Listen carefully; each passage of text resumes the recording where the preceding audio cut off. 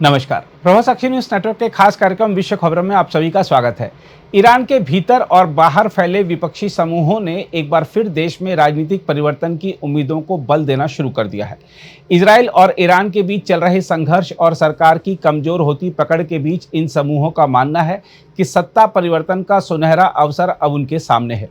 हालांकि ईरान में आम जनता युद्ध की आशंका और विदेशी हमलों के कारण असहाय और भयभीत महसूस कर रही है। वहीं निर्वासित विपक्षी नेता और विभिन्न सशस्त्र समूह सत्ता परिवर्तन की संभावनाओं को लेकर सक्रिय हो चुके हैं। प्रमुख विपक्षी धड़ों और उनकी मांगों पर गौर करें तो आपको बता दें कि इनमें रेजा पहलवी का नाम सबसे पहले आता है।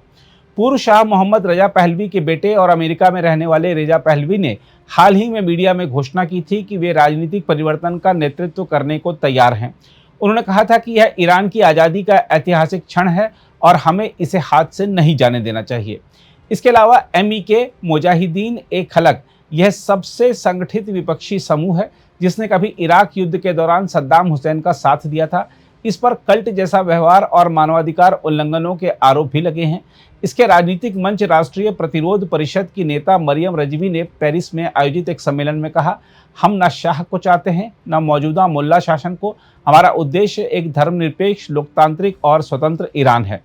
इसके अलावा क्षेत्रीय अलगाववादी संगठन भी मैदान में हैं। इनमें ईरान के कुर्द और बलूच बहुल इलाकों में सक्रिय अलगाववादी समूह भी इस समय विशेष रूप से सतर्क हैं।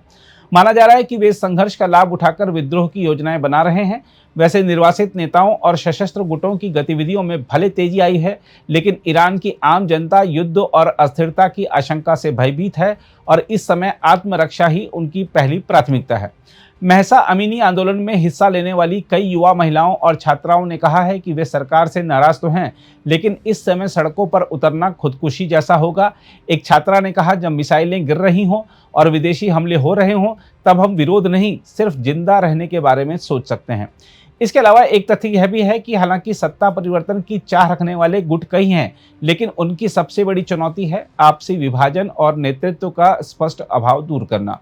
हम आपको बता दें कि रेजा पहलवी शाह समर्थकों के लिए पसंदीदा चेहरा हैं, लेकिन उन्हें धर्मनिरपेक्ष लोकतंत्र की चाह रखने वाले नकारते हैं। वहीं MEK पर अब भी कई ईरानियों को भरोसा नहीं है, खासकर उनकी इराक युद्ध में भूमिका के कारण।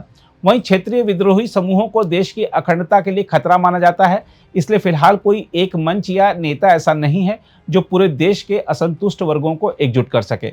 हम आपको यह भी बता दें कि विपक्षी समूहों का हौसला इसलिए भी बढ़ा हुआ है क्योंकि इजराइल के प्रधानमंत्री बेंजामिन नेतन्याहू ने हाल ही में ईरानी जनता को सीधे संबोधित करते हुए कहा है कि हम न केवल ईरान के परमाणु खतरे को खत्म कर रहे हैं, बल्कि आपकी स्वतंत्रता का रास्ता भी साफ कर रहे हैं।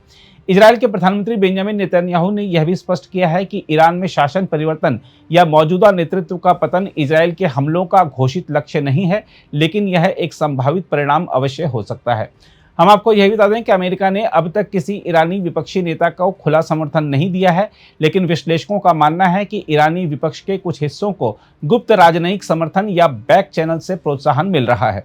हम आपको यह भी बता दें कि ईरान में 46 वर्षों से काबिज मौजूदा शासन ने अब तक हर विरोध को कुचलने की रणनीति अपनाई है।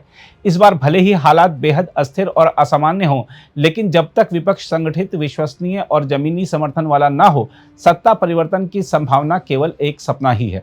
देखा जाए तो फिलहाल ईरान के भीतर बदलाव की चिंगारी तो मौजूद है, लेकिन उसे शोला बनने के लिए न केवल रणनीति, नेतृत्व और साहस चाहिए, बल्कि एकजुटता भी। अगर आप भी लेना चाहते हैं देश दुनिया की तमाम जानकारी तो आज ही सब्सक्राइब करें हमारे चैनल को।